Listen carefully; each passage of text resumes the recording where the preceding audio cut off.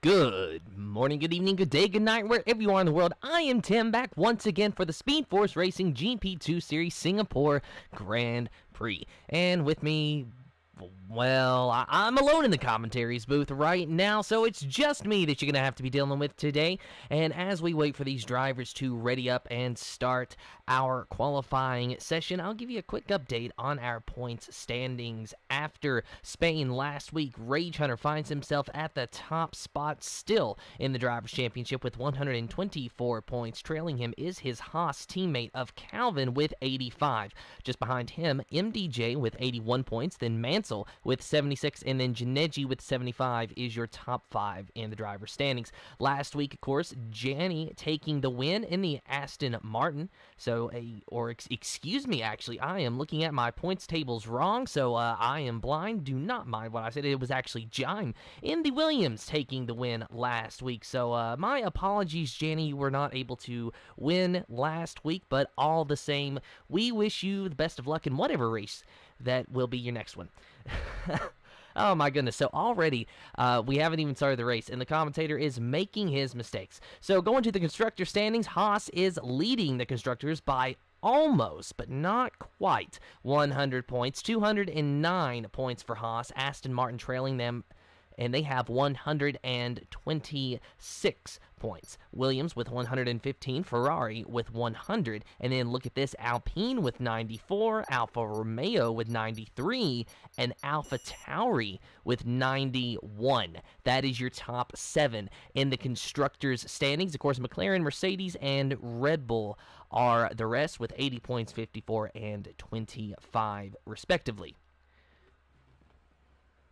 So now the drivers have readied up and at least are ready to arrive in the virtual paddock for their qualifying session. No sprint race this week. It's just going to be the standard short qualifying format and then a 31-lap Grand Prix. And just between you and me and anyone who stumbles upon this broadcast 10, 20, 30 years in the future in some weird internet archive that might exist at that time, I have pretty much had my fill of Singapore in the past couple of weeks. Not that I hate the track, of course. It is always a track that can bring entertainment to the broadcast. All the same, I do commentary for 2 different leagues, and last week a separate league was in Singapore. Now we have Speed Force Racing in Singapore. Not to mention this past weekend was the 2022 Singapore Grand Prix won by Sergio Perez, and if that's not enough, I play F1 Manager 2022, and I have recently done the Singapore Grand Prix on that game.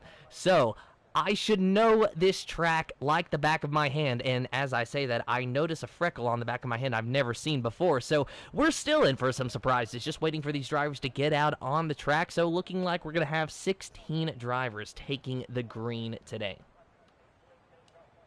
Now, I will say that I am expecting a co-commentator to join me here in a few moments' time. I think he is waiting for the Celtics Champions League to finish, but Martin is expected to join me in the near future, so hopefully he will be able to get in here sooner rather than later.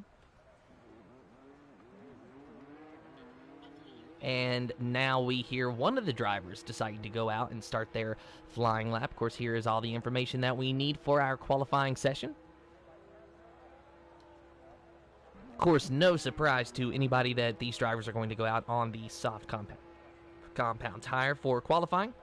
The real question, though, is what are they going to choose for the race? Now, the rules a little bit different this year versus last year to where you are not limited to the tire that you've qualified on, so you can choose whatever tire you want to start the race. So you can start on the softs, mediums, or the hards. I suppose maybe you could start on the wets and intermediates. Of course, why would you unless it's raining or your Ferrari?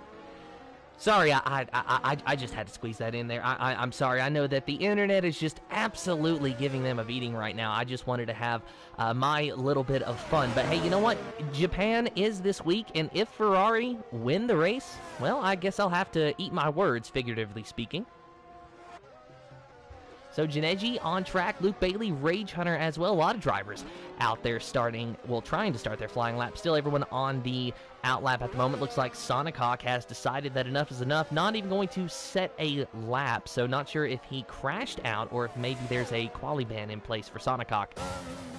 All the same, good to see the boss man join us when he can. He is a reserve driver here in the GP2 division, so he's not going to be here every single week. That being said, we have got the grace of him, I believe, last week as well.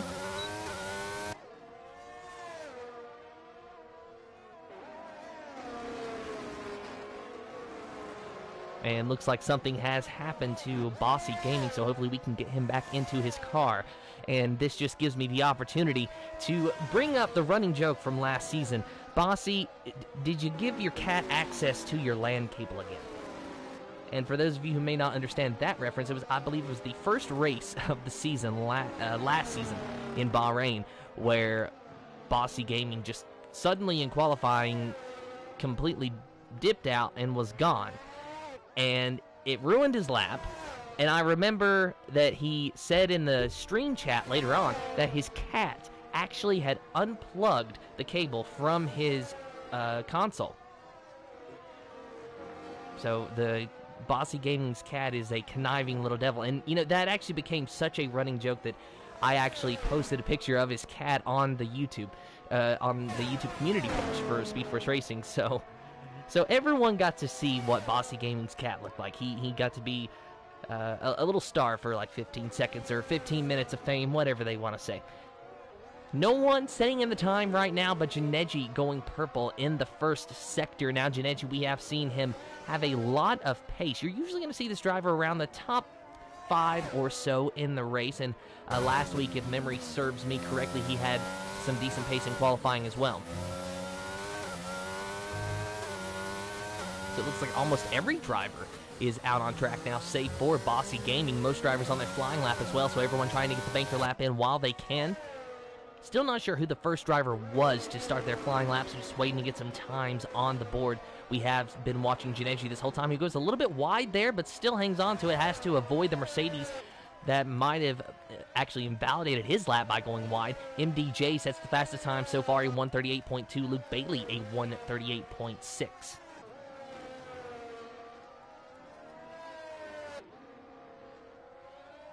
So Janeji will be the next driver to set time. Let's see what he's able to do. Rage Hunter looks like he is behind him. Actually, on the board, he's only behind him.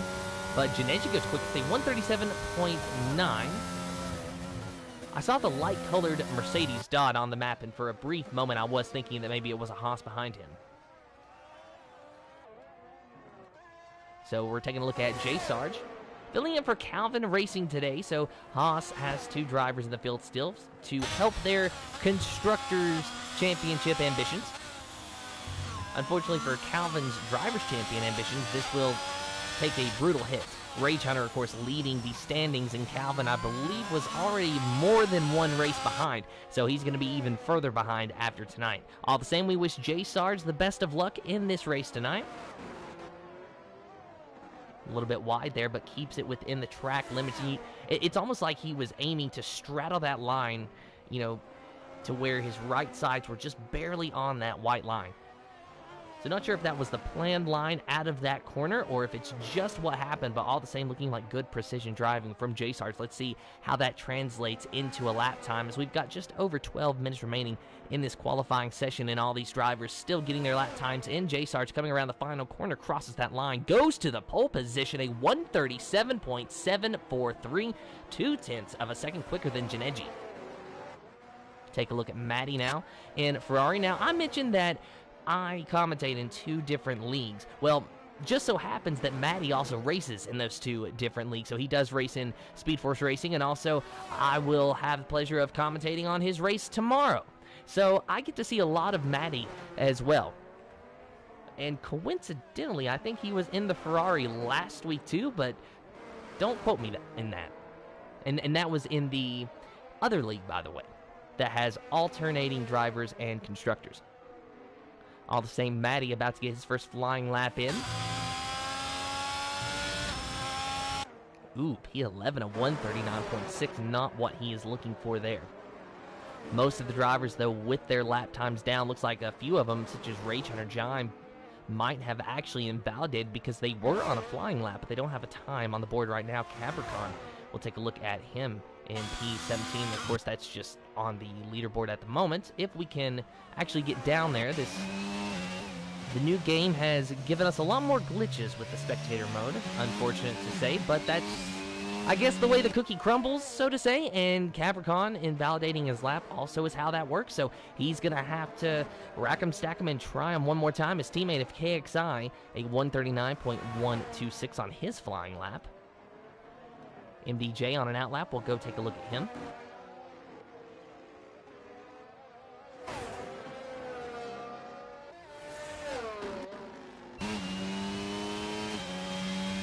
On board with MDJ. This is just his out lap.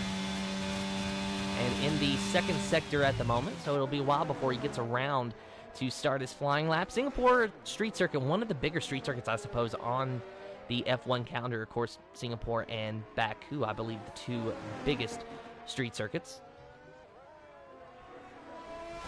Of course, I know that Monaco is quite small, about 1 minute 8 to 10-ish second lap times, depending on tire compound and stage of the race, and etc., etc.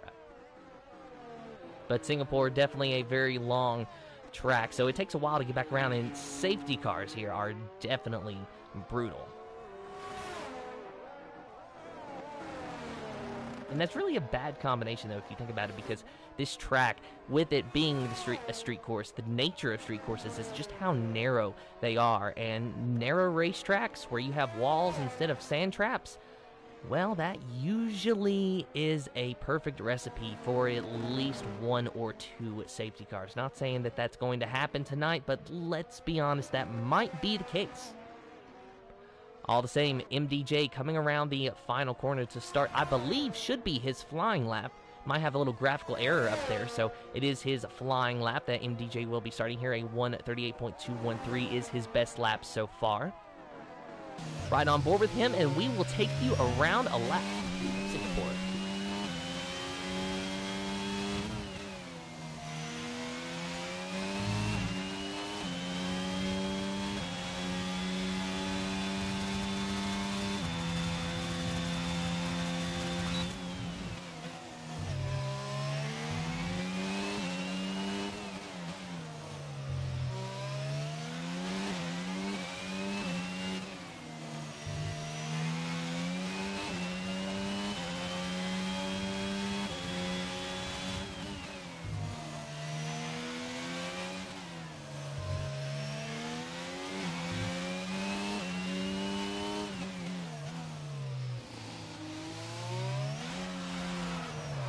And MDJ loops it around while we're on board. And oh my goodness, he actually inadvertently gets into the way of one of the McLarens. Was that Luke Bailey or was that Senna Martins? I guess we'll have to wait and see. But really messed up Luke Bailey's lap, unfortunately. And, you know, as was very obvious, that was not intentional from MDJ. He spun around, and at that point, he was just a victim. And Luke Bailey was just the wrong place at the wrong time. So MDJ is going to have to try that flying lap again. Luke Bailey pulls out of the way and lets MDJ by, interestingly enough. So Luke Bailey's lap, of course, already ruined after that. Cassidy, though, looks like he is on a flying lap, so we'll see what he's able to get out of this. Just over 7 minutes remaining in the qualifying session, then we will be able to start our 31-lap Grand Prix.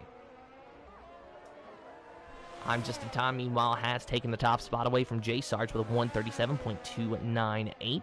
So I'm just in time with the right time so far around Singapore, but still plenty of time for these drivers to get out there and set a faster time than I'm just in time.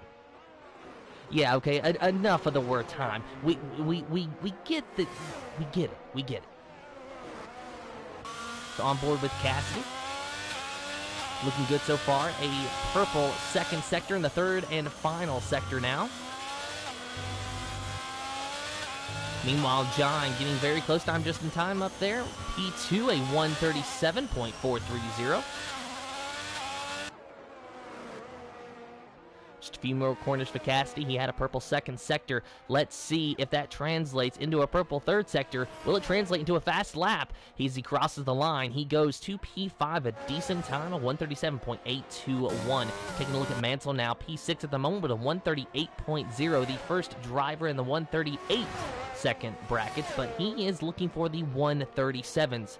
at least a 1:37.297 at the moment to be precise, but Mansell actually moving out of the way for his competitor, so his lap is done. And actually, as we can see, he's already set the lap, so there is one lap on that soft compound tire. He's already been out there, so he will have to try it again. Looking at Matty now in the Ferrari, he is on a flying lap, and he needs a good flying lap, a 1:39.6, our slowest qualifier at the moment. Bossy Gaming out there looks like he's about to cross the line. Maybe he will be able to jump Matty. Of course, he's not been able to set a time until just now, and we see Bossy Gaming pulling into the pits.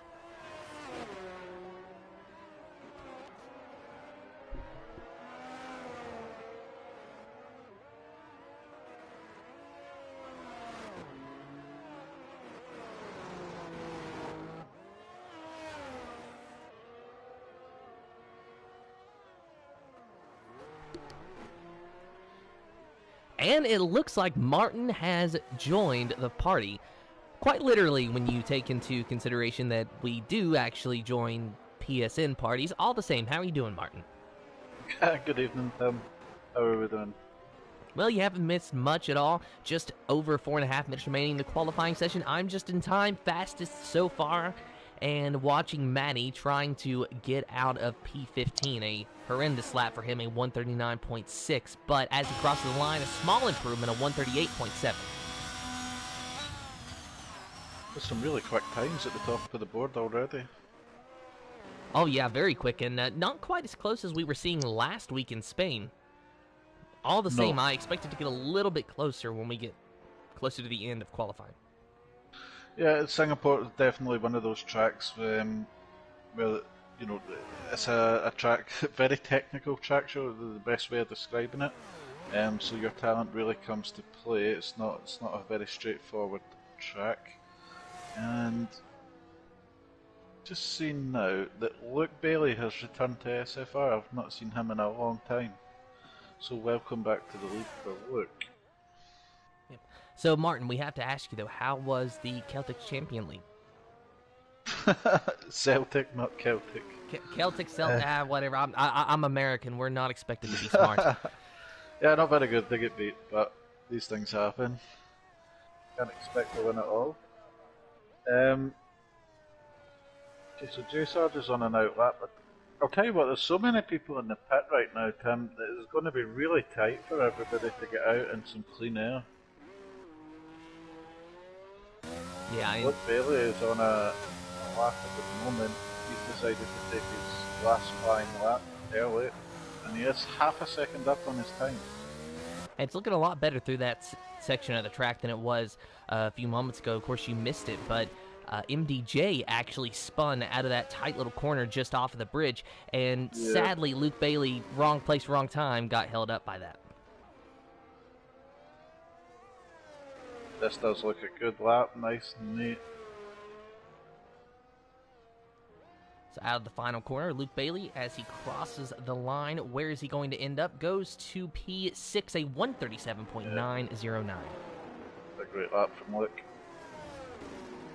Looking for someone on their flying lap. Actually, nobody on their flying lap right now. Quite a few drivers on their out laps now. This is going to be all these drivers' final flying laps, as we've got just over 2 minutes remaining in the qualifying session. Mansell, a 1:38.040, still on the board, but as Luke Bailey knocks him down to P7, he's going to be looking to climb the ladder a little bit more. Yeah. How have you had a chance to race this track this season, Tim? I actually have not had a chance to even turn a lap in the new car. It's a really tricky track this year, especially in the wet conditions. Bossy Gaming is on a flying lap now. This will be the first time that he will set. Yeah, Bossy Gaming, for some reason, it seems as though he's had some type of a struggle today. I'm not sure exactly what it is. We haven't actually gotten an opportunity to look at him too much today, but now that he is on his only flying lap that he's going to have the chance to get, we'll ride on board with him. He's overdriving the track a little bit.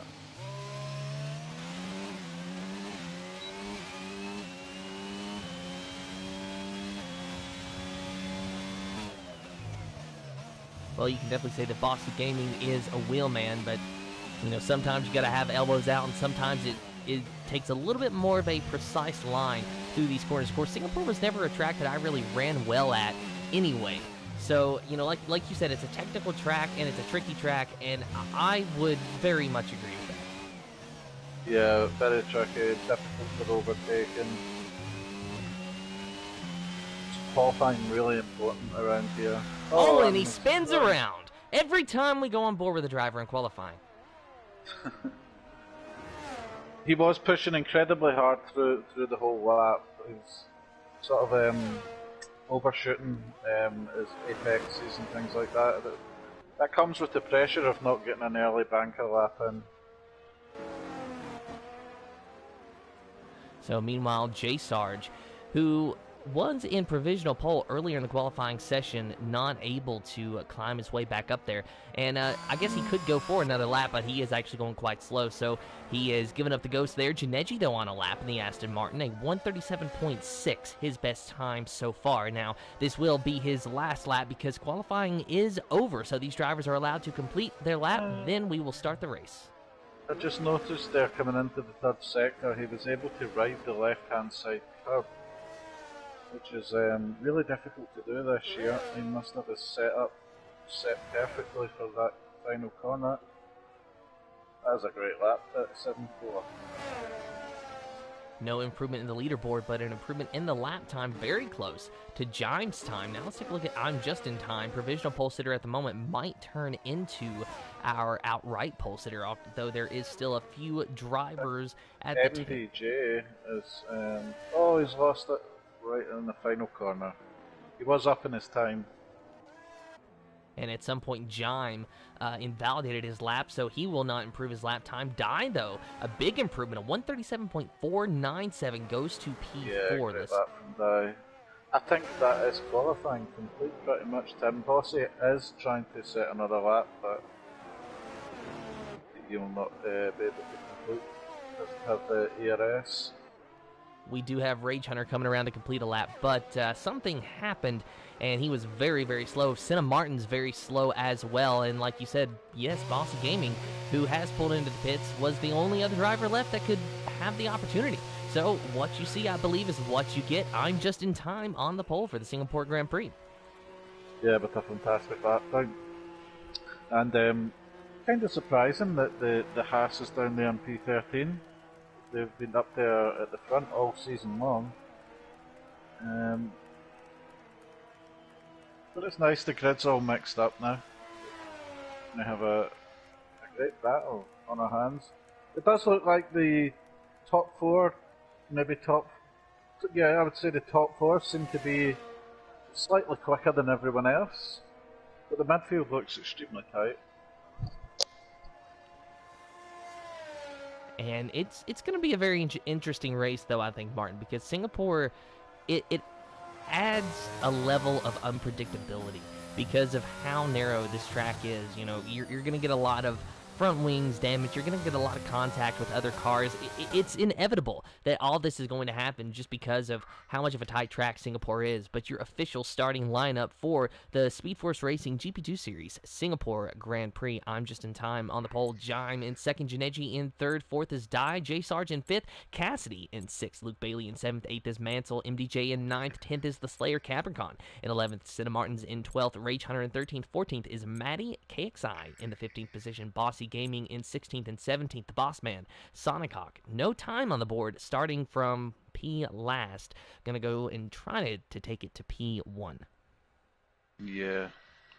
And as you say, Tim, quite deceivingly, it's not quite the same as Monaco, this track.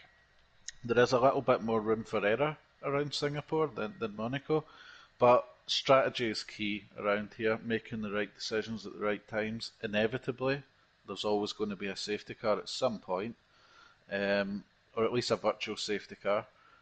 So, these guys will need to have their wits around them and choose the right times to pit and try and get up, as it's a wet race, a wet start to the race. And I've been barking up the tree for quite a while that the commentators need access to the weather radar. But yes, it is going to be a wet race, and that really does throw the question I was going to ask you out the window. But all the same, I'm asking it anyway because I just refuse to be quieted here. But Martin, from the driver's perspective, we were talking last week that most of the time with the new rules, you're going to see a medium to hard strategy attempted in the race from these drivers. But Yes. with the arguably added possibility of safety cars on street circuits in places like Singapore, what is going through the driver's mind when they're trying to decide their strategy, knowing that that is an easy possibility? Yeah, tracks that are very well known for safety cars, Singapore obviously being one of those tracks. You'll have people that will be debating, do they start on a hard tyre and go long, expecting an early safety car, and maybe expecting one later in the race as well, so they'll gain some track position. Or you'll get people that will predict that there's going to be an early one and they'll go soft tyres to get a great start. Obviously, with this weather, they'll not have to consider that. It's very straightforward to just go on the intermediate. So, yeah, as you say, it's kind of annoying that we don't have access to the weather. It's actually full wet, it's not in us, forgive me. Having said that, Tim, in this year's game, the players don't even know the extent of the weather until they actually get into the race. Because the game doesn't allow you to see the weather for the race anymore until you're actually in the race. Wow. So I guess in whatever universe the F1 2022 gameplay takes place, they don't have access to weather radars and apps on their cell phones. No. I mean, we got a showroom with supercars and F1 cars. We can literally choose who we want to drive for at any time and start our brand new team, which is apparently controversial in the eyes of the FIA since they won't let Andretti in. And yet, we don't have access to the radar. No, very simple things, and there's issues at the moment with Park Fermi mode. Park Fermi doesn't work between sessions, so it's all a little bit up in the air. But that's been the nature of the game for as long as I can remember, though. I'm kind of hoping that with EA getting involved that was going to improve, but time will tell on that. And Dan comment saying, Tim throwing some shade tonight. Well, Dan, I guess in a way I'm just a little bit salty and just wish that the broadcasting side of F1 2022 could just work for us a little bit better, because it's got so much great potential. But keyword potential, untapped potential. I'm not actually an expert on the broadcasting, but wasn't there supposed to be new broadcast settings in this year's game? That I do not know. I did not hear anything about that. All I know is when the Speed Force Racing said, "Hey, our season's starting," I knew it was time to get F1 2022.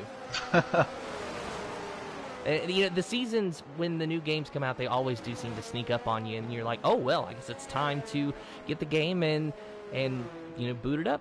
But all the same, it is time to get the race underway. The drivers finding their appropriate positions on the grid. I'm just in time going to be starting them all off, and you hear those engines revving. You hear those itchy pedal feet. The drivers watching the lights. 1, 2, 3, 4, 5 red lights in the air. No red lights, and we are green for the Speed Force Racing GP2 Series Singapore Grand Prix. KXI already a drive-through penalty for a jump start, and I'm just in time loses the lead. John takes it on the inside into turn number 1. Some contact from the Ferrari of Dye sends I'm just in time off the track, still side by side for the second position, and then behind them Cassidy in the Alfa Romeo trying to look underneath it. I'm just in time, who had a big wiggle there. Yeah, these guys are all bunched up, for a side in some parts of the track. MDJ and Mansell and Ginnigy are all side by side. Go back and take a look at this gaggle for cars, and my goodness, 3 wide, almost 4 wide in the back around 12th position. But we're looking at Capricorn in the 9th position, just ahead of Luke Bailey in the McLaren. Side by side is a Red Bull contact into Mansell. Yeah, it's all very tight right now. Gonna be some. This is where we're seeing some major changes happening on the grid right now. Some people are able to tune into the feel of the car a lot sooner than others.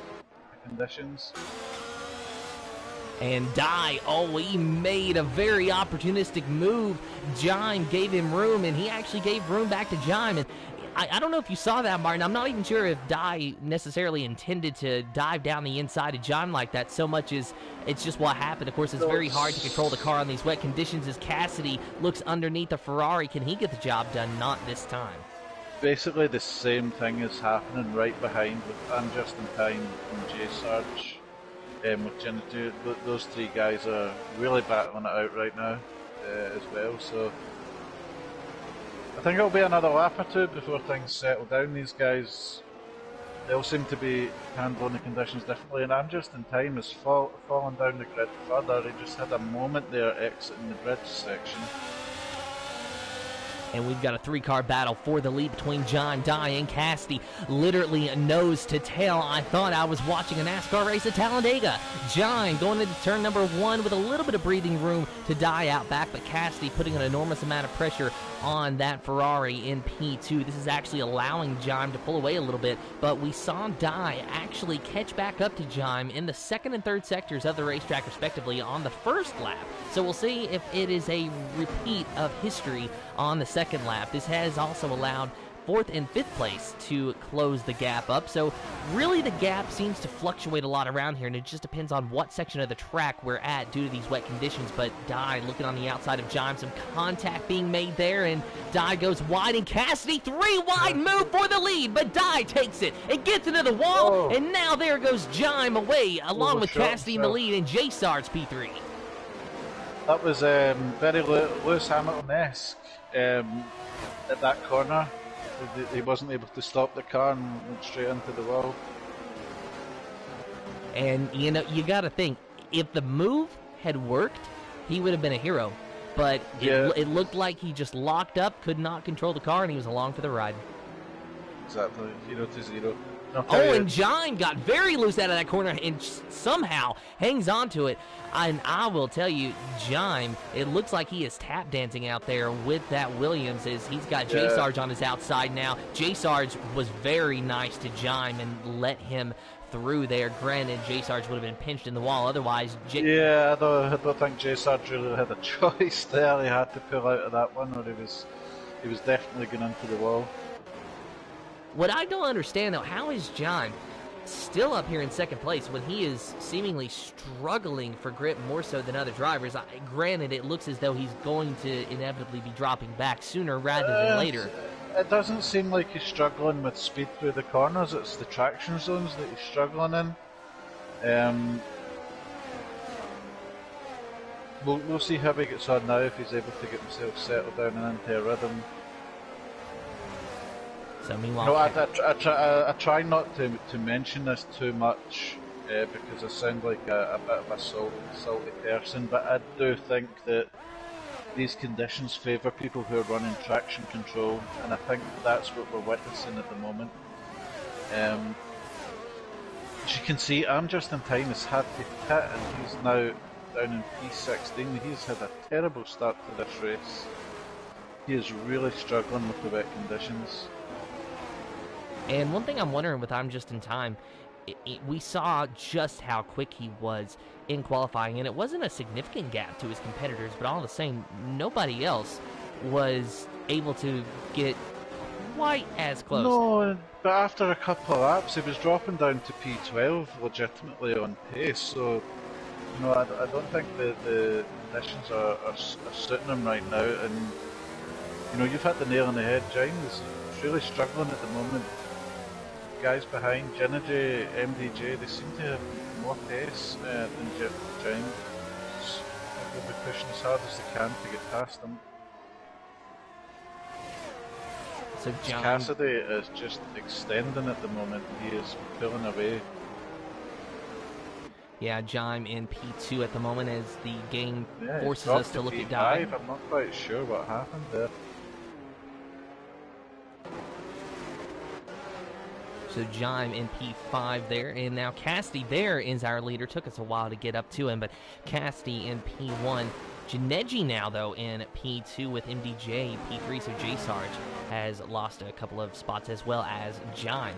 So we missed a moment there. Noticed there, Tim, the minute that Janeji gets freed up and get past Jime, he's immediately been closing in on Cassidy. However, Cassidy does still keep ticking off the fastest lap, a 2:01 that time around, and Janeji not quite the same. But you are correct, Martin, that you watch that time interval. Slowly but surely it is coming down, 3.2, 3.1, sort of dancing at the moment. But over the course of the lap, I expect it to come down at least a tenth or two.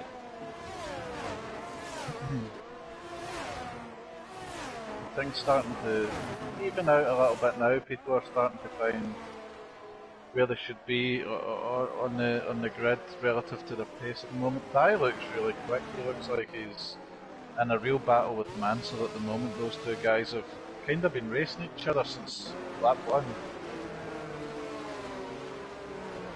Mansell running in at P7. Cameron Con, of course, you saw him and Mansell have a little bit of bumper cars on the first lap. Of course, that's to be expected with these conditions and this track, but all the same, they're you know, like you said, they are getting very spaced out at the moment, and without DRS and with wet conditions, that's what you're going to see a lot of times with these races. But what I'm noticing, though, is that the rain seems to be slightly lighter in some parts of the track. I'm almost wondering if maybe the rain is letting up a little bit, and if there is a chance that we could get a dry race later on, or if it's going to continue to be a full wet. Yeah, it might come back into the intermediates. You can see I just went on board with Cassidy to get a proper view, and you know there's a lot of spray still coming up from his car, so it's definitely still full wet at the moment. I don't know how the track evolution works at Singapore this year. If it's anything to go by in real life, it will be wet all race. The Sector 3 looks considerably drier than anywhere else. Well, you know, though, Martin, I would say that that you can base that off of real life, but if you recall, we didn't even run the full wets. No, we didn't. Stayed on the intermediates until they basically turned into slicks. And it's a shame because I know that there was a lot of controversy actually about them not starting, and people asking why do we have full wets if we don't use them. And I guess in a way I do agree. However, they also did say that there was a lot of standing water on the track too, and obviously that's unsafe for drivers to race in. I really think that this was the same issue that came up at Monaco, and I think it's more to do with the type of tracks that they're racing. You know, if they make a mistake at, you know, Monaco, Singapore, Baku, you make a mistake there in the full wet, you're in the wall, and it's red flag straight away. Maybe you would get away with it a little bit more. At say Silverstone, you can spin off and then come back on the track again, and the race continues on. So I think they're taking that into the account, that what's the point in starting a full wet race with risk of aquaplaning to have to red flag the session after every 5 laps. And that's why they're maybe waiting until the intermediates, more than anything. But who knows, the FIA haven't, and the FIA and the F1 in general haven't been great over the last couple of years when it comes to rules. So Janeji is really starting to close down that gap to Cassidy now, Tim. He set the fastest lap last time around, and this time I don't think he's going to set fastest lap, but he is flying. Yeah, in 2 seconds between those two drivers at the moment, and if you look down in P17, you'll see I'm just in time, you know, deciding that he has to try something, and has switched over to the intermediate tires. Sadly, though, for him, I have been watching that interval continue to drop over the lap, so I was actually kind of hoping that that would work out for him, because it would... And the Mercedes as well, he's pretty much done the George Russell and became the guinea pig, and it's not worked out for him.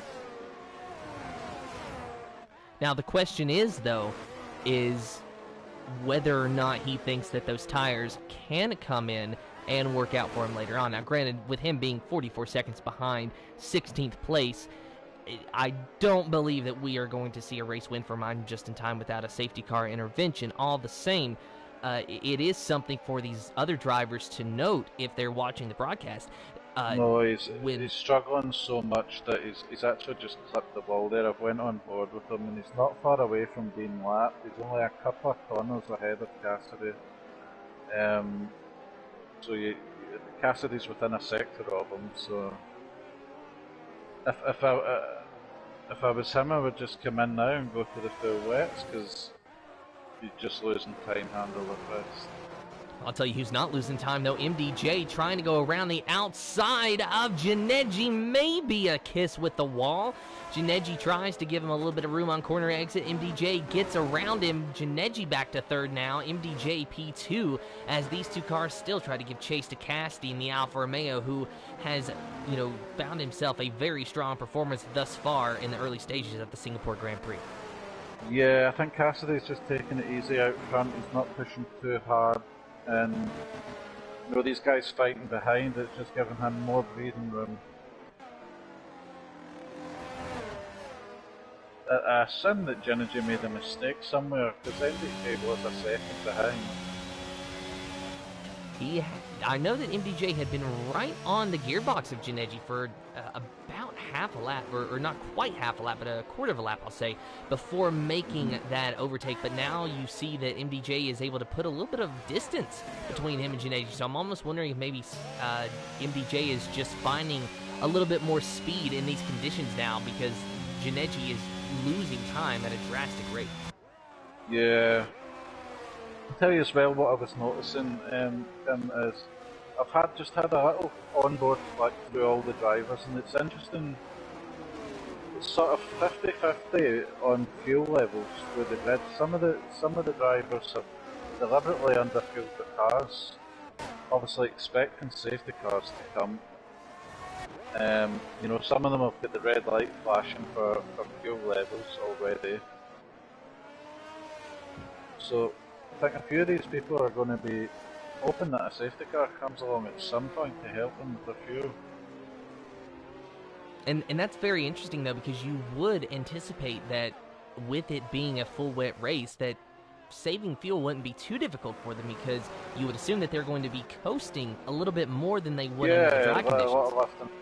Yeah, and taking their time, getting on the throttle a little bit more. All of that contributes to it. MDJ is really starting to push now. He's closed that gap Cassidy massively, and he's opened up a 2.3 second gap to Janeji behind now. So was MDJ just taking his time, getting a feel for the track before he decides to start pushing? As we've got a yellow flag as I'm just in time. And it looks like we appears to have had an issue. We do have a safety car. I'm just in time got very lucky, though. Oh, Slayer's got a 5-second penalty for the collision with Senna. Slayer is now pitting. So this will be an indication. J-Sarge is pitted, and he's going to the inter tyre. That tells me that they're expecting this to dry up. So we will but get Matty has went full wets again. So a difference of opinion from the drivers on what way to go. Yeah, strategy. And the strategy that's going to be I think that's going to be what wins this race. If this race is going to dry up, then it's going to be all about timing. When to go onto the intermediates and maybe even the dries if we get to that point. Yeah, the only thing is the intermediates. So I've actually had a race in the wet around Singapore, and I was on the intermediate tyre, and became full wet conditions, and I had to run for 2 laps before I could pit. And if you're in full wet conditions on the intermediates, they don't heat up. There's no grip at all, and you really have to tiptoe around. I mean, we saw with I'm Just in Time how difficult he was finding it to get any sort of power down. So, J Sarge and the Slayer taking a bit of a risk, but it does look like it is becoming intermediate weather because there is less spray coming up off of the cars now. I think we might see some of these guys coming into the pits. So, Cassidy, MDJ, Janeji, Jime, Capricorn, your top 5 at the moment. Of course, that could be shaken up a little bit here when they come around and maybe make their pit stops. Of course, we're seeing a couple of drivers in the back take the intermediate tires, a few of them going back on the full wets. So we'll see which driver chooses what compound of tire, possibility of it drying up here in Singapore, and maybe a little less raindrops falling, but it really depends on the sector of the track that you're at. On the pit straightaway, it's definitely heavy rain, but maybe a little bit further back in Sector 3, it seems like it's slightly lighter. Yeah, and like J Sarge, the Slayer, they've got everything to gain here. They don't have a delta to follow, so they can close right up in the safety car queue, and if these guys decide to pit, they've essentially got a free pit stop in the field. Mansell and Dye both came in for the intermediate as well. When you watch the cars going through the first sector and the second sector, it looks completely intermediate weather. Sector 3 looks full wet.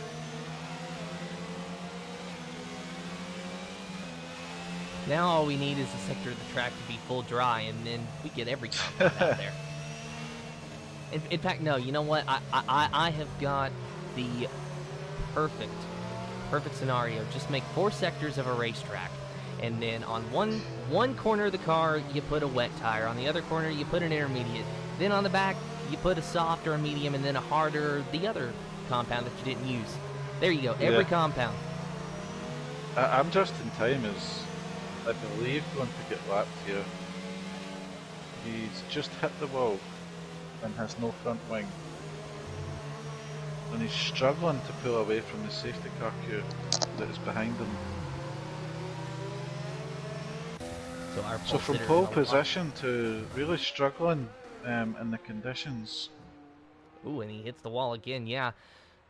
And, I'm Just in Time. He was the very first driver to go on these intermediate tires. And it was a matter of him just having to do something, because he knew that his race at that point would be ruined if he just stayed the course. And yeah, I can understand his thoughts about, why he went and done it. As you said, he didn't really have anything to lose. He could only gain from it. But now I'm afraid he's going to find himself a lap down. I think it's definitely going to be close, but I think you're going to be right about that, Martin. Of course, I guess what he does have working to his benefit is that the safety car has to take the longest line around the racetrack to, pass the start-finish line and inadvertently lap him, but he does have a penalty to serve. He serves that penalty, and I think he's going to be okay. Yeah, it's went full wet tyre as well, so he obviously feels that it's not good enough, and it's not replaced his wing on my screen. Does he still have no wing on your screen, Tim? And yes, you are correct about that. Oh, and he does get lapped anyway. He gets lapped anyway, so I do wonder, did he tell them not to change the wing to try to avoid getting lapped and get lapped anyway? Oh my goodness, so yeah, I'm Just in Time. A bad race going to worse for him now. Yeah, not a good day for I'm Just in Time. You need to find something spectacular to be able to get himself back in the mix today.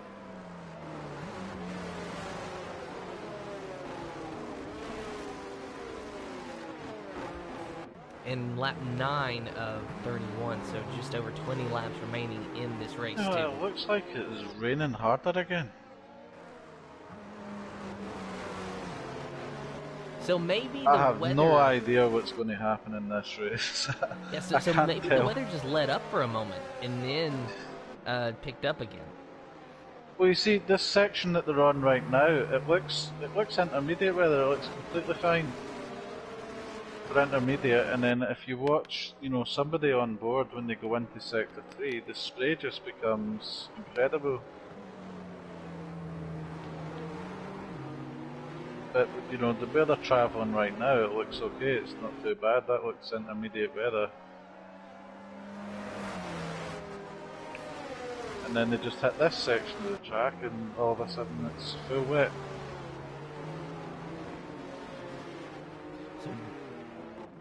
Which, to be fair, is actually very realistic, because Sector 3 was the one sector that refused to dry at the weekend. So Jime is going to have the opportunity to remain on the lead lap here. However, if our eyes are not deceiving us, he does not have a front wing, so that's going to be a lot easier said than it will be done. All the same, I'm sure he's going to at least give it an effort. We'll see, unless he just dives down into the pits. I mean, at this point, who knows what's going to happen in the Singapore Grand Prix. Yeah, I'm just on board with Sonic Hawk. I'm not quite sure what's going on with him at the moment. He seems to be struggling to catch up with the group. Looks like he's having throttle issues. And we are green as I'm Just in Time did dive back down into the pits, and now Janeji and Jime having a jostling around for positions as Janeji finds himself in P3, Jime P4, Cabricon now in P5. Yeah, Jime getting a bit of a reprieve with the safety car. He's been able to find himself back up the grid again as Cabricon is right around the outside of him.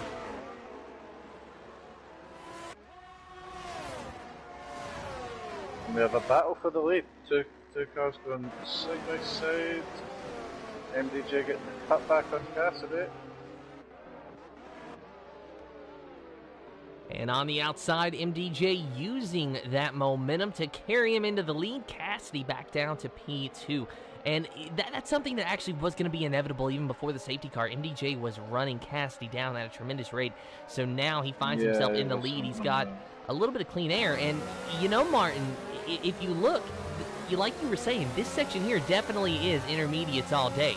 But let's ride on board with Janeji, because it seems as though the rain might be getting harder as they get closer and closer to the third sector. And like you were saying, if the third sector does indeed take a little bit longer to dry up. Yeah, right here, as soon as they come into this section here, you look at the spray that's coming up.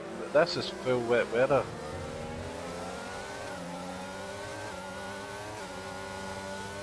So the track seems to be in a sort of half and half stage between inters and dries right now.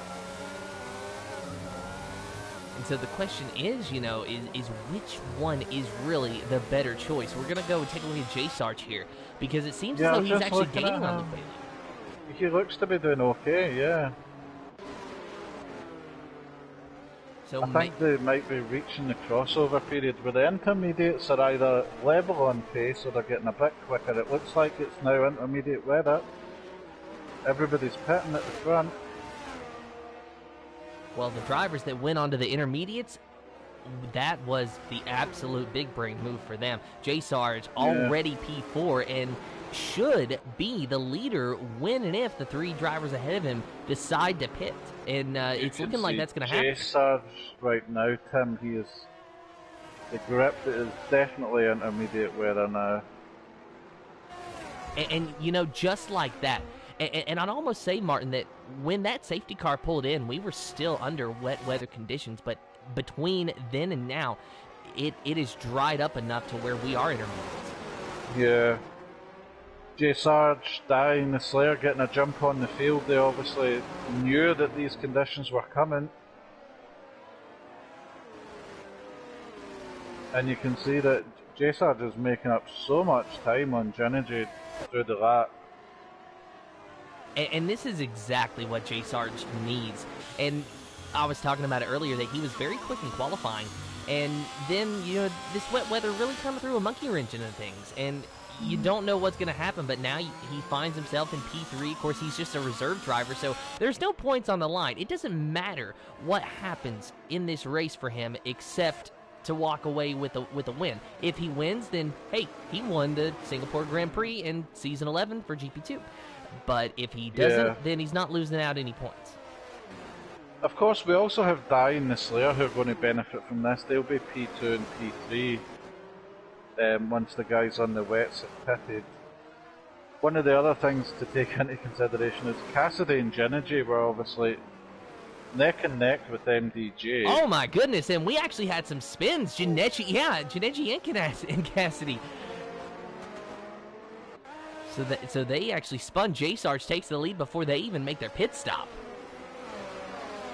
Yeah, they've lost so much time now to MDJ, who's already coming through to the final corner.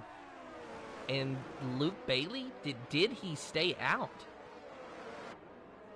Luke Bailey and Matthew have both stayed out on the wets. Is this an indication that they feel that it's going to become slick weather and they're trying to persevere? And that's one thing that I was wondering, because if you ride on board with Luke Bailey now, you'll see that it's almost not raining at all. Then, just as I say that, he goes into that tricky part of the section, Martin, to where the tricky section of the track. My goodness, to where it did start to rain a lot more on him. Matthew went into the wall. For those two guys to still be out in the wets, you could only assume that it's either going to dry up to slicks or it's going to get heavier rain again.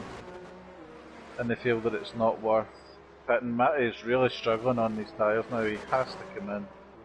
But another thing, though, that these drivers have to take into consideration is that, at least theoretically, I'm not sure if the game mechanics work this way, but theoretically speaking, it's going to be more forgiving when you transition from wets to intermediates than transitioning from intermediates to slicks, because as we've seen, you can get away with the transition from full wets to intermediates, even with some of the tracks, some parts of the track being full wet conditions. But that's a lot more difficult to do when you are on slick tires, because you are going to struggle so much through the bad parts as Luke Bailey hits the wall. Yeah. That's an indication they're definitely not on the correct tyre. Just losing so much time now. J-Sarge is just putting in fastest laps here. But Luke Bailey is persevering, he is not pitting. And I think you are right, Martin, that we are going to be seeing potentially some dry weather here before too long, but I don't understand why Luke Bailey still wants to stay out there. All the same, he got a little bit lucky with that contact with the wall, no wing damage that I can see, so assuming that he doesn't have the minor wing damage that we can't visibly see, he should be okay. And if he can get a handle on this car and figure out what he needs to do to keep it clean until we switch over to the slicks, then he could still salvage a decent finish. Absolutely, I mean, he's not lost the pit stop, right? He's not lost the pit stop yet on his pace, so, you know, in 3 or 4 laps' time, it becomes slick weather, then he might not have lost out, but with every lap that goes by, he's just losing more and more time as the track dries up. But if you notice, it's so spotty, the sections of the racetrack that is wet, because sometimes you're going to see a lot of spray out the back of that McLaren, then other times, like this section here, which has been the dry section for the course of the race, there is no spray out the back, and now MDJ right up on the back of that McLaren, going to make quick work of him, I'm sure. Of course, MDJ, knowing that, doesn't have to take too many risks. Luke Bailey tries to defend, but ultimately knows there's nothing he can do, tries to hang on to it, but MDJ gets around him. Luke realises he would just be costing himself time if he was to fight it.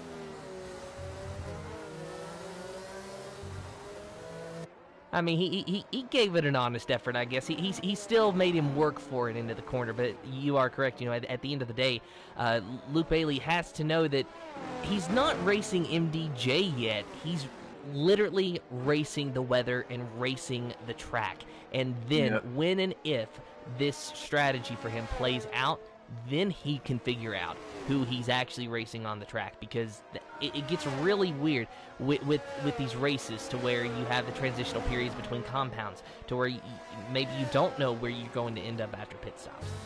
Whatever it is that he's waiting on, it needs to come quick, because he's just lost 2.5 seconds in one sector to Cabrinicon behind him, so Cabrinicon is going to be right behind them before the end of the lap.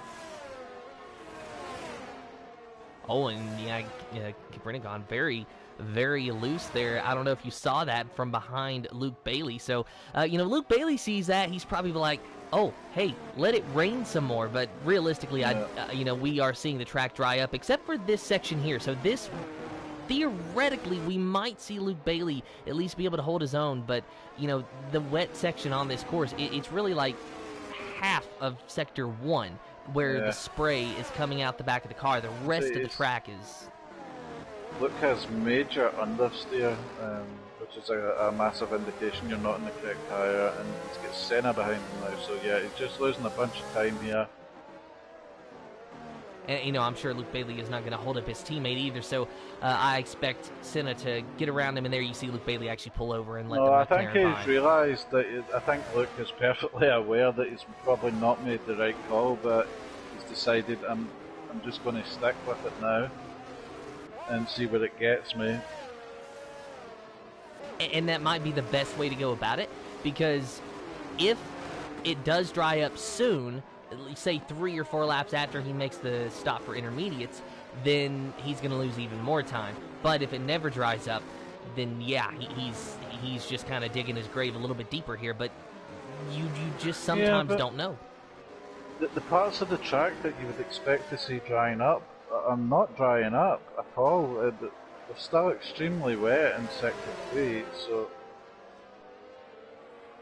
I'm not really sure what's going on, but half the track is turning slick weather and half the track is wet. It's really tricky conditions, as Rage Hunter just get hit from behind by Ginny there. Side-by-side racing, and Rage Hunter P8, Janeji P9. Janeji trying to do a crossover, and he does get the job done.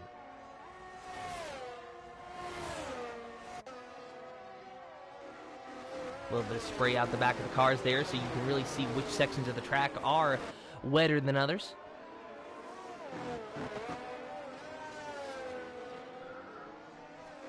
So we'll soon find out how beneficial it is, because we have DXT Matty down in P14, Tim, who made the same decision as Luke to stay out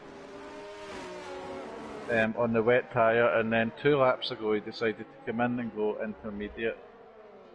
So if Matty is able to catch Luke before they have another tyre change, then we'll know who made the correct decision.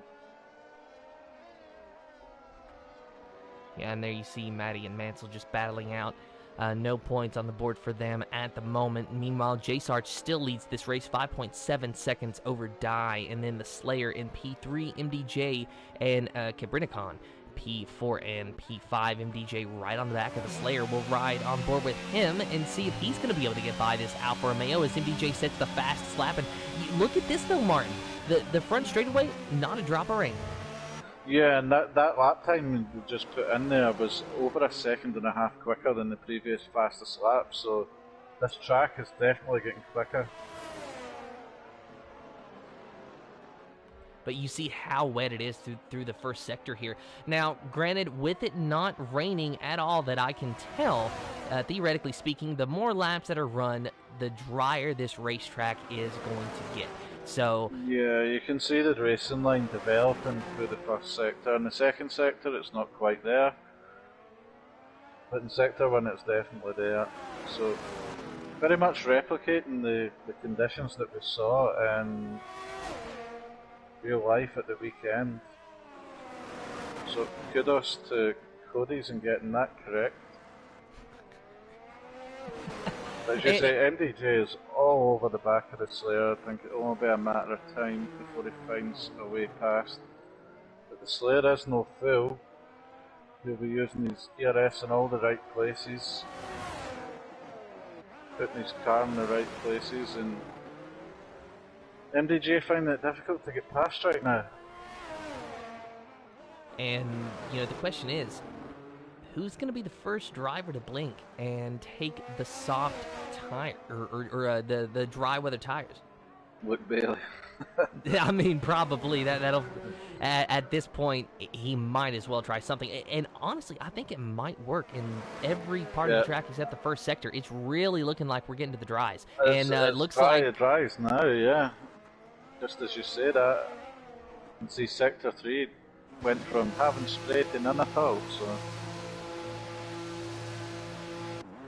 everybody at the front now pitting, and they've gone medium tyre, not hards, mediums. Yeah, with about 15 laps remaining in this race, that is to be expected. Not sure exactly how long the soft tire is going to last around here, but all the same, the medium's definitely the safe choice to get you to the end. And as we've seen this season, the soft tire during the race does not always give you the extra benefit that you would expect. No, the soft tire's not very durable around here. Having said that, we're coming off of it would probably be able to extend a couple of laps with the conditions, but I wouldn't feel comfortable trying to do 13, 14 laps on them. Well, MDJ certainly feels comfortable making a move around the outside, turns into the inside for MDJ. A little contact with the Slayer, but he gets the job done. MDJ P3, the Slayer down to P4. Now, does MDJ pull away? We've seen just how quick this driver has been. He's quick in the wet. Looks like he's quick in the dry. Sadly for him, though, he's about 14 or 15 seconds behind the leader. Yeah. Got some work to do to win this race. And you see, you know, Dye and J-Sarge, you know, we said before the race, strategy is going to be really important around here, and they made the call right. They got the call correct behind the safety car. They knew that the drier conditions were coming, and they went on to the intermediate tyre, and got a jump on everybody else around them. So, you know, it's fantastic work from them, and I have to say, if J-Sarge just keeps everything clean, doesn't make any mistakes, this looks like it's his race to lose. And we now see Sonic Hawk being the only driver out there on the intermediates, but should inevitably be making the pit stop for the mediums here in just a moment, as he has got 2 cars behind him, and he's just losing time at this point. Yeah, stayed out a lap too long.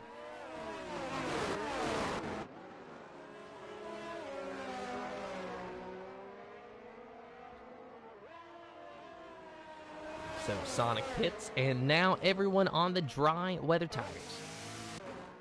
And you can see, Tim, how badly Gingy and Cassidy have lost out from the decision to stay out for those extra couple of laps on the wet tyre. Although the little coming together in Sector 3 didn't help, but Gingy is all over the back of Jamie right now.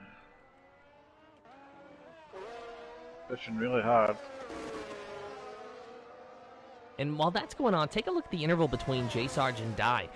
J-Sarge has been able to increase that gap even further. Now, MDJ, he has been able to eat away at the gap to Dye at the same amount of time. All the same, it's looking like J-Sarge is one of the quickest cars on track. And with it being lap 19 of 31, without a safety car, we might see him standing on the top spot of the podium. Yeah, I'm seeing I've been on board for a brief moment every now and then, just to see how J-Sarge is getting on. It looks to me like he's trying to go for fastest lap to get that extra point. Now that he's got it, I would expect to see him sort of settle in and maybe not push as hard, because he does have a fantastic advantage. The last thing he wants to do is push himself too hard and make a mistake and end up in a wall. But he does look completely happy out there in the conditions. So Gingy still battling with John. Now, one thing that we got to wait on now that it is dry conditions is when will we get the DRS activated? Yeah, Senna. Actually, I believe it already is. DRS is active this lap, yeah. Senna just had it there. Well, I knew it was coming up sometime, but apparently I missed the little memo. But all the same, so but that is one thing that, we've really been waiting on, because as Senna taking advantage Well, side of by side. Capricorn trying to go on the outside. Both of these drivers giving room. Great racing from them. My goodness, just absolute class. Yeah, Capricorn getting the run. He's going to try all the way around the outside, that is brave. Senna managing to hold the position.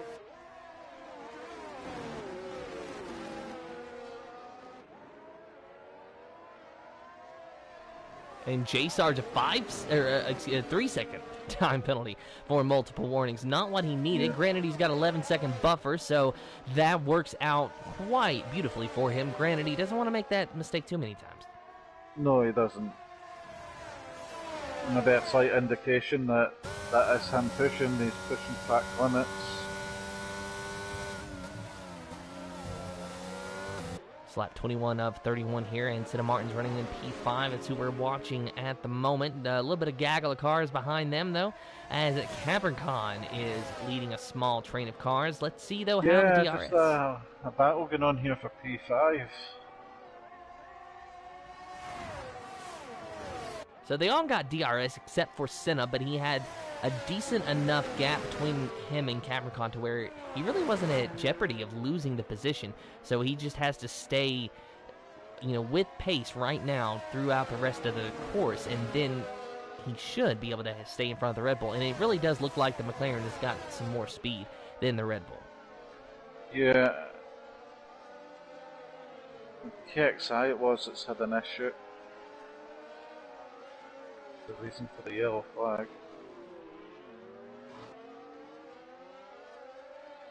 As you say, Senna does appear to have the better track speed, as he's now fell out of the DRS and he has Jime to contend with. Oh, Jime went down the inside there, pretty deep. There was a little bit of contact with the wall too. Yeah. Oh, and there goes Janeji around Capricorn.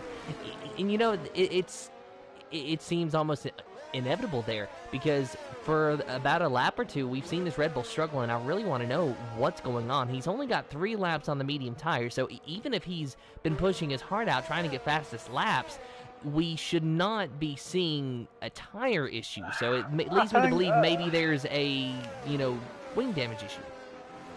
I think it's just fundamental pace. Obviously, now that we're into the dry conditions, we're seeing the guys that were up the front at qualification that are now starting to become the quicker driver on tracks. I fully expect NDJ to be on the back of Dai before the end of this race. He's slowly just taking a couple of tenths out here and there. Brought the gap down from 3 seconds down to 1.8 over the last 4 or 5 laps, so MDJ doing everything he can to get up there and fight for second place.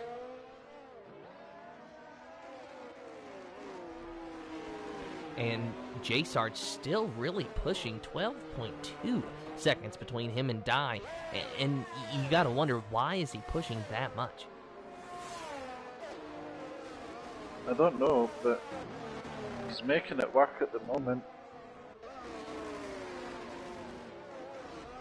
And one thing, though, that you do have to think about at the same time, driving these racetracks, and just, driving and racing in general, it is a lot of muscle memory involved, as Cab Brinicon is now out of this race, could potentially be a safety car, and it is.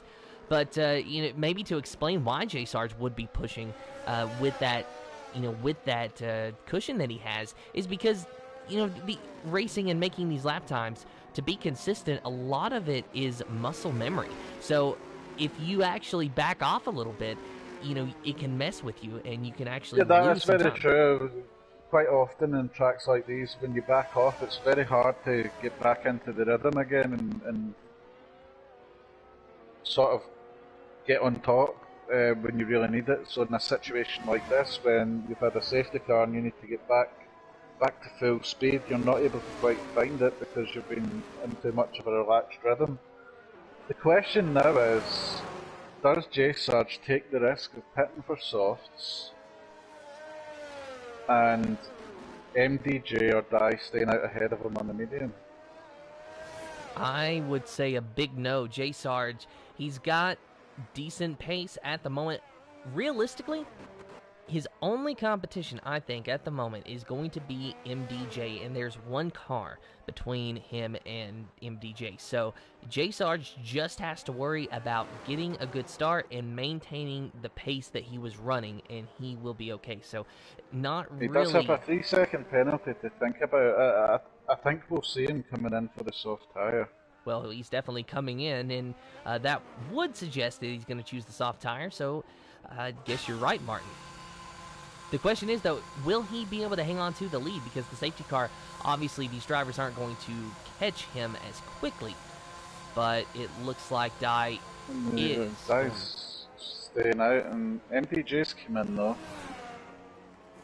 Slayer comes in, so Dye is the one that's decided he's going to try and hang it out for the. You know, I don't know if Dye's making the right decision here.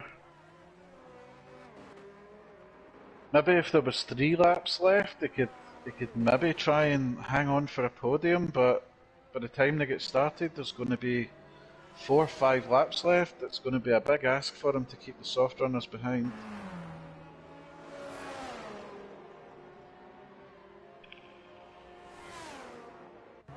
So 6 laps on Dye's medium tires, and he's got a sea of red behind him.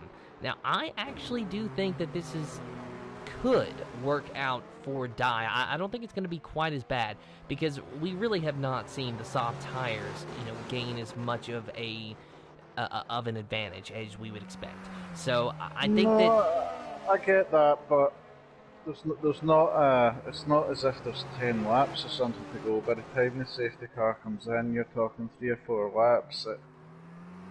I think that his first 2 laps, I would say, are going to be really crucial.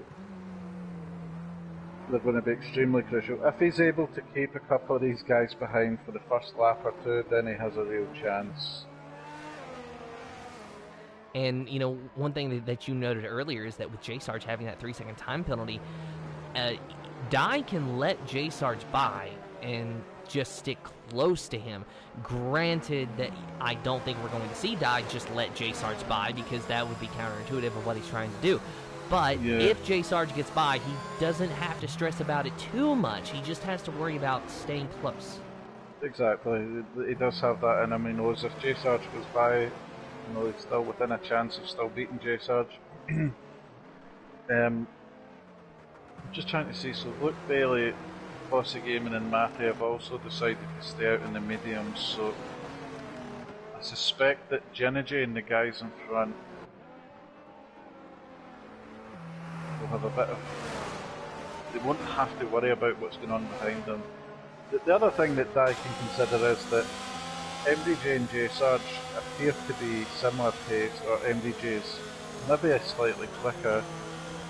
What he'll be wanting to do is for those guys to start fighting among themselves while he's out in the lead, and give him some breathing room. Because there's no doubt that MDJ will be smelling victory right now. He'll be doing everything he can to try and win this race in this position. And, this really brings a lot of drivers back into play because J Sarge had a 12-second lead. So there was no way, without a tremendous mistake from him, that anyone was going to be able to catch him without this safety car. And now that we not only have the safety car, but we have it under dry conditions, and we might get DRS toward the end of the race. And I think J Sarge will probably be kicking himself just now or after the race, when he reflects back, that maybe when he was out in front and had that 10-second lead, that he maybe should have took it a bit easier and not pushed the car so much, and he wouldn't have his penalty right now. So, you know, the race is not over. He can still win this race. But yeah, it just made his life a little bit more difficult than he had to when he was in a great position to win the race. So I'm thinking the safety car will come in this lap. We're still waiting to see if that is going to be the case. We do have a few stragglers in the back. Sometimes that plays a factor, sometimes it doesn't. Yeah. Although normally I think we get the notification the safety car's coming in by now, so we might be out there for at least one more lap. Let's have a look. Dye doesn't appear to be hanging back, so I think it is out for another lap, and Dye's going to be having to work extremely hard getting his tyres up to temperature.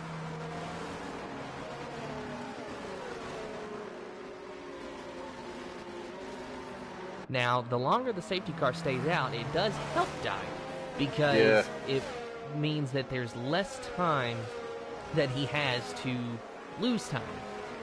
Yep, every lap is a small victory for him.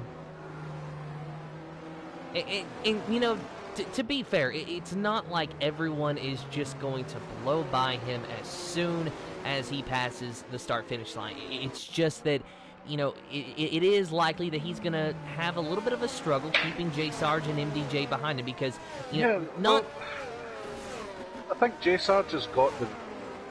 You know, I think J. Sarge is actually quicker than him, in general. Exactly. You know, if they're both on the same tyre, J. Sarge still appears to be the quicker driver. You add into the mix that he's going to have the soft tyre, the tyre advantage over him, he's going to have a hard time doing what he can. The benefit is, if the safety car comes in this lap, he's only got 5 laps to try and hang it out there. He'll be hoping that MDJ in behind is going to make J. Sarge's life difficult, and they're going to be battling him. But I really think it's the first couple of laps are going to be crucial here, Tim. If we can limit the damage and keep 1 or 2 of these guys behind after 1-2 laps, I see him being able to get a podium. So what he needs to do is get his tyres as hot as possible, and then make sure that his car is in all the correct places for the first couple of laps. And just waiting, hoping for the safety car to come in this lap. There we go. There is our notification. So let me do some math here that's going to be wrong, as it always is. Lap 27 of 31 when we go green, so that should be 4 laps remaining, or 5 laps remaining rather. So Dye, J. Sarge, MDJ, your top 3. Dye's going to be the control car, gets to decide when we go, as long as it's before the start finish line. We'll ride on board with J. Sarge, see what kind of a jump Dye is able to get. He's got a sea of red behind him, and he is on a yellow little canoe, I guess we could say. Dye wanting to win this race, J. Sarge wanting to win. He's a reserve. He's got nothing to lose, everything to gain, but he also does have a 3-second time penalty to worry about. And of course, MDJ, arguably one of the fastest cars in the race, along with J. Sarge, trying desperately to pick up a win here. Yeah, and Dye is gone already. He's got a great start. 0.8 of a second. He's got a fantastic start on the guys behind, so that's exactly what he needed. But look at how close J. Sarge has been able to stay to Dye compared to MDJ. 0.6 of a second to what was a second between him and MDJ. Now MDJ being able to pick up the pace a little bit. Now no DRS down this straightaway this time, and that is a crucial thing to remember, and it's also probably a little bit of a benefit for Dye as well. But you saw just how much time J. Sarge gained on Dye. Dye's only saving grace here is going to be the fact that the soft tires do wear down a little bit quicker, but it might have been a little bit of contact with the wall from J. Sarge. But now Dye trying to defend, and J. Sarge goes by him. Now the question is, how for how much longer will those soft tires hang on, and will J Sarge be able to get 3 seconds ahead? Yeah, he's going to be hoping that Dye can do him a big favour now and hold everybody else up while he goes out and tries to build a gap, as he's pushing very hard at the moment. And, this is to be expected, Martin, but it does seem as though J Sarge is quicker in the slower sections, like the first and second sector, where you really kind of need the grip through the corners, which, with the soft tires makes total sense. But then you saw Dye actually be able to hold his own down the straightaway, where the traction doesn't matter as much. And it looks like Giant and Ginny back there have had an incident, because they fell down to last place at the same time, so I don't know if they've had a coming together. See, Dye's doing well at the moment, pushing hard. Honestly thought he would have been swallowed up a lot quicker than this, but he's managed to just lose the one place so far.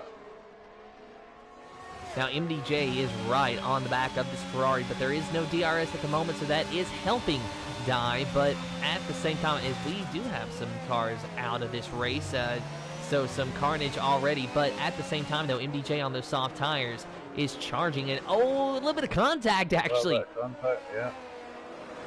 And I always love to see that, just because, as a NASCAR fan and short track racing fan in general, I see that a lot quite often, but these cars aren't built to do that. So you don't get to see that in real life for quite obvious reasons.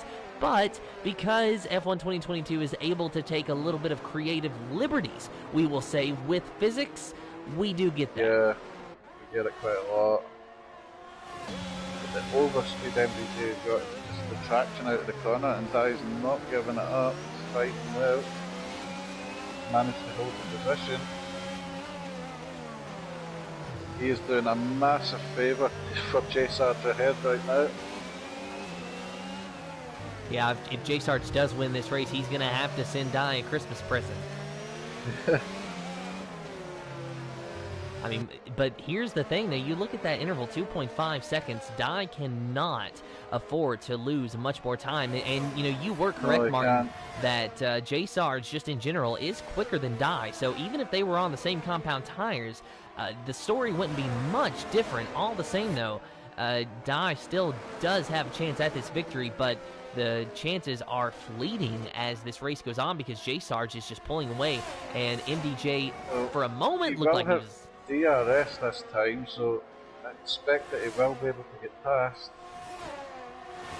There goes MDJ. Down the inside, and he manages to hold the position. Now the question is, will Dye be able to take advantage of the DRS when he reaches a zone later on? Because, oh no, never mind, Dye has lost a lot of time. He had a little slip up and loses the time, so now the Slayer moves into P3, Cinna Martin's P4, and Dye P5. So Dye definitely not making the right decision with those medium compound tires. Well, he finds himself in a position now where he can get P5. He's got Luke Bailey behind who's on the same tyre as him, and he's got the 1.3 gap, so...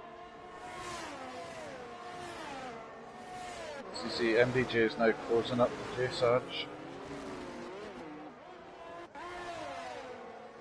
That 3-second penalty is definitely coming back to haunt him. Yeah, there is your leader, J Sarge. MDJ, you can see him closing in behind him. MDJ does not have to pass J Sarge on track. All the same, he would love to do so if he can, but I don't expect him to take too many risks to do that if he gets close to J Sarge. J Sarge has been one of the quickest cars all day long, but we were talking about it, Martin, that MDJ did seem like he was very quick once the dry weather kicked in. He was just so far back that there was no realistic way that he was going to catch J Sarge without the safety car. Now he's got a chance. The gap had got so big, hadn't it, that he was... And Dye's DNF. That's a shame. Dye's lost it in the final corner. And what could have been a very good run for Dye, unfortunately ends just a couple of laps short. Yep, and you can see the gap opening up again, back up to 2.5, so it's nip and tuck. Jaysar's really pushing now. Has MDJ got anything left to stop this gap going over 3 seconds?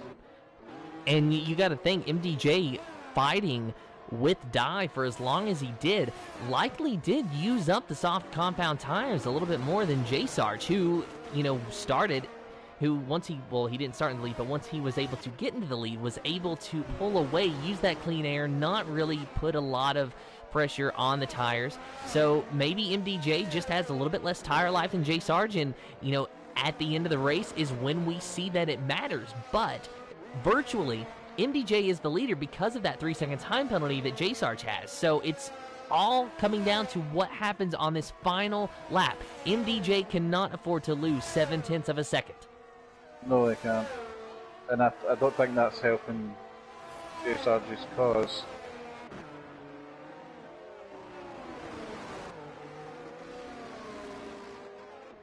Now, if Jaysarge picks up another time penalty, then it's almost impossible for him to win this race. But at the moment, MDJ is there, and you look at MDJ actually gaining on Jaysarge now. He is knocked off about 0.2 of a second since they were at the start-finish line. So I almost wonder, Martin, if maybe MDJ was just saving a little bit of his battery in anticipation for a last lap charge should he need it. Yeah, it certainly looks that way, doesn't it? Jaysarge was maybe pushing a bit all out in the previous lap, and MDJ was just biding his time as the gaps came right down now. Jaysarge might end up P3 here. All the same, a very good day for Jaysarge, who is a reserve today. He is, substituting for Calvin Racing, who was not able to make it. But Jaysarge in his car has done very good. He had a decent qualifying run. He has led a lot of the race. And, without this time penalty, we would see him winning this race right now. Unfortunately, it does not look like that is going to happen unless a major mistake from the 2 cars behind him happen in the next couple of corners. All the same, a very valiant effort from the driver of this Haas, and it's still going to be a respectable finish and a double points finish for Haas, which is going to help them in the constructor standings out of the final 2 corners. It's Jaysarge who wins on track, but after the time penalty, it's MDJ who takes the victory at the Singapore Grand Prix. The Slayer in P2, Jaysarge drops down to P3, Senna Martins in 4th, KXI. A good top 5 finish at the moment. Does he hang on to it after his own time penalty, though? Yes, he does, just barely. Matty P6, Rage Hunter in 7th. Yeah, no, it's like both Matty and Luke Bailey finishing in the points despite making the big error on staying out on the wet tyres like they did. Able to claw up some places at the end. I do think it's who's your thinking about driver of the day. I'm tossing up between the Slayer and Jaysarge on who to give driver of the day to. They both made the right call to go onto the intermediate tyres when it was still the wet track conditions, anticipating, and then it's difficult. They both had great races. I would maybe say Jaysarge, just because of the absolute pace he had in that car today. But yeah, fantastic race. See, but I want to see. I kind of want to say the Slayer, just because he was able to avoid the time penalties and he made up a larger deficit from the safety car. So really, it's a fair case for both of them. It is, absolutely.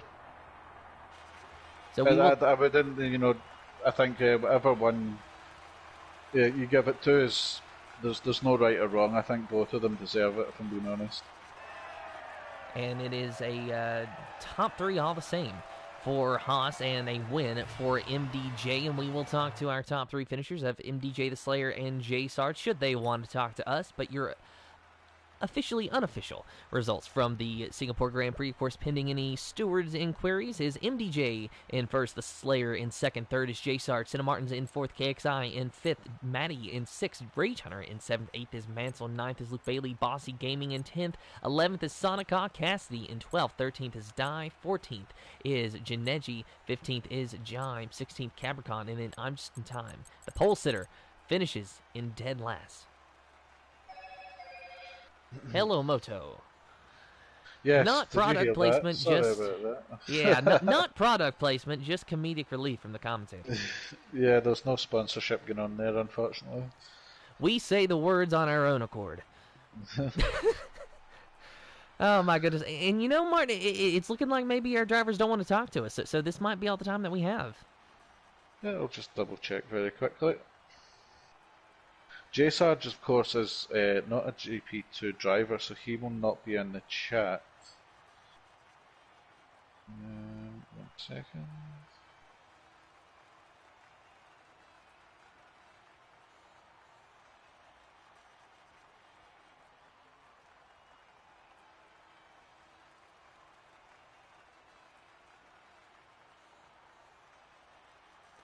Although I will say, you now know what kind of phone I have because I knew what your what your phone was doing. Yeah, but their little tone is worldwide recognised, isn't it?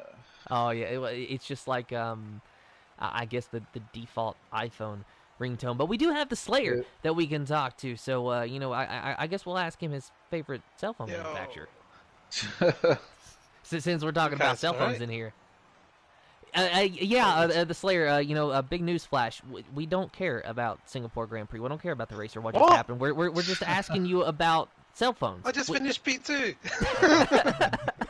No, actually, you did a good job. We'll ask you questions about your race. Don't worry, just waiting to see if MDJ and J-Sarge decide to join us here.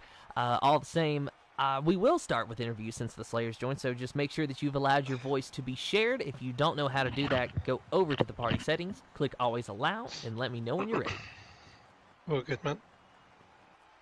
All right, so the Slayer, P2 for you, and early on in the race, it was looking like it was going to be a different story, but ultimately you made the right call going on to the intermediates during the safety car, and it paid off for you. So tell us about that. Oh, it was a tough one. We also in a party chat with Sarge and Rage today, and to be fair, I did a league race on Monday with exactly the same conditions, so I kind of had an idea of when to pit, and yeah, it was more or less similar. So yeah, the pit stop for Inters was a no-brainer. I had to do it, but it wasn't great. Don't get me wrong. Like, I was struggling to catch a safety car queue at one point. But no, it was okay in the end. It looked like when you were out in the inters and you were fusking around, there was other people that were like way back in the queue on the intermediate tyre, and they were struggling to actually. There was one point where like the safety car was gaining on them. Like I'm Just in Time was out on the medium tyre, and the safety car was actually gaining on them through the sector. Like, is that how tricky it was when you were actually behind the safety car? So when I went on to the Inters, the first lap I was pushing, I couldn't catch the safety car, and the tyres were dropping tyre temp constantly. Yeah. And then even on the safety car restart, I think my tyre temps were like 55. Jeez.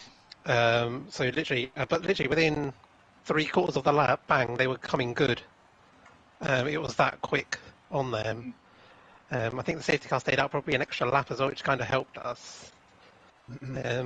And then going for the medium was a no-brainer. It literally came up halfway through the lap saying strategy change, and then coming out on that was fine.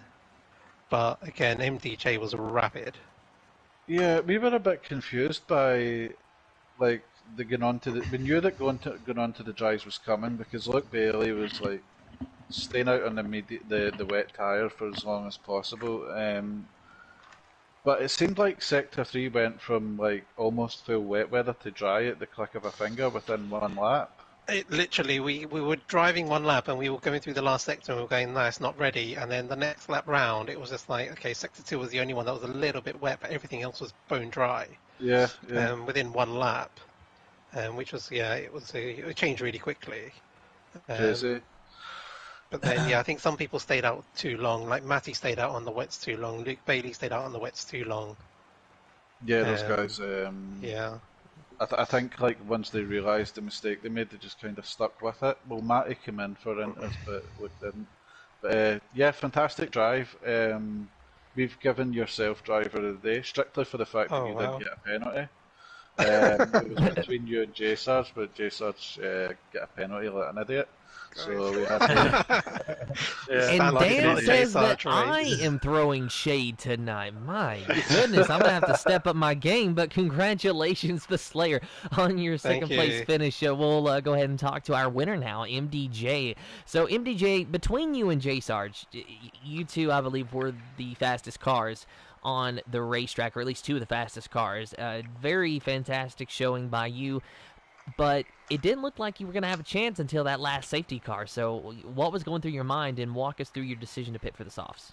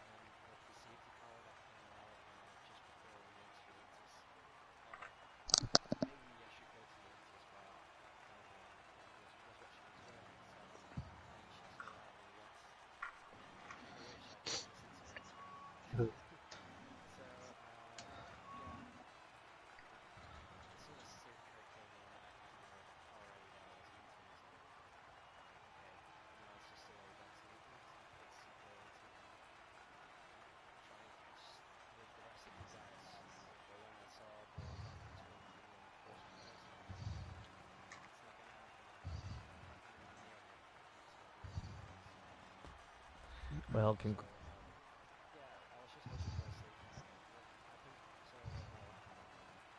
congratulations, MDJ, on your win today. And now we'll go and talk to J Sarge in P3. And, this is the one that we kind of all want to talk to, because, J Sarge, it would have been a win for you if it hadn't have been for that penalty. But just like the Slayer, you made the correct call on going to intermediates during the safety car, but that time penalty held you back. What happened there? Yeah, so the pit into the Inters, obviously, I knew it was going to dry up at some point, so I just hoped it was going to be within the next 3 laps or so. And then it was a bit sketchy. I even said to Rage, don't do it yet, and then he stayed out. But, at some point they were going to have to pit, and it's 27-second lap, so I knew that I wasn't going to lose 27 seconds behind on those tyres. And then as soon as the safety car went in, I stayed behind. I think it was a McLaren, and I was like, right, this feels good. Just got the tyre temps up, and then I caught everyone up, and it was like, yeah, I've made the right call. And then, the next lap, everyone pitted, and I was out in the front. So, yeah, it was lucky in terms of how it's played out. But that last safety car bunched everyone back together, and I knew that after my penalty, I had next to no chance of pulling the gap, let alone holding the win. So I was hoping that Dyer might hold him up a bit more in his Ferrari because he had the wrong tyres on. But he was swiftly overtaken as well. So it was good race and a good close battle at the end. But no, I couldn't keep the pace at the end. I was just losing time so quickly. Nonetheless, though, it was still a great performance. We were wondering because, we flashed, I would flash on board just to check in with you every now and then, because there was a stage in the race where you had a 12-second lead. I think you had 10 seconds before you got your penalty, and when I was coming on board, it looked like you were still driving flat out, lap after lap, going for fastest laps and things like that. In hindsight, would you have held back a bit and just sort of maintained the gap? No, I think once I was in the groove, I just was in a bit of a trance. This is the 3rd Singapore race I've done in 3 days, so I'm in the groove. In so the I was zone. Just push it, and then obviously getting a penalty, but I had 12 seconds. So I was like, right, don't get another one. And then the safety car, I was like, damn, okay, right, let's start again. But I think without that last safety car, I would have had just enough to cover it. But who knows? It is what it is, and it was a good race nonetheless. I'm happy. So. And is this going to be a more permanent fixture, seeing you up? Yeah, well, I said I've got a Wednesday free for the first time in like ages, so I was keen to get a seat tonight just to see what it was like and have a little bit of a go. But yeah, I don't know about a permanent fixture until the next season maybe. But yeah, GP3 is going okay, and I'm doing all right, and this went okay. So just driving sensibly and not making mistakes. It seems to be paying off. So yeah, good fun. Nice one, mate. Cheers, man. And with that, that's all the time that we have. But thank you to everyone who watched. Thank you to all the drivers that raced with us. And congratulations to our top 3 finishers. This has been the Speed Force Racing GP2 Series Singapore Grand Prix. And until next time, good morning, good evening, good day, good night, wherever you are in the world. Have fun, and goodbye.